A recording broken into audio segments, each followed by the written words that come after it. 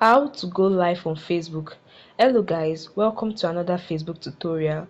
In this video I'll show you steps on how you can go live on Facebook, so ensure you watch this quick video to the end. Alright, so open the Facebook app and make sure you are logged into the account you want to go live.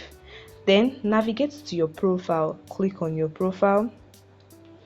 In your profile, scroll down and click on what is on your mind. Tap on it. Then you'll be provided with several options. Click on the three dots below. Scroll down and click on live video. Now here we are. You might be asked to give permission to microphone or camera, that is if you have not done this before. Now on your live video you can zoom in and zoom out. You can put on the flash.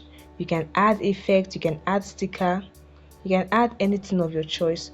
Once you've added all these, then tap on go live and you'll be live on Facebook. Everybody will see exactly what you're doing. So this quick video teach you how to go live on Facebook. I hope you found this video helpful. Do well to like, share and subscribe for more useful tips. See you in the next video.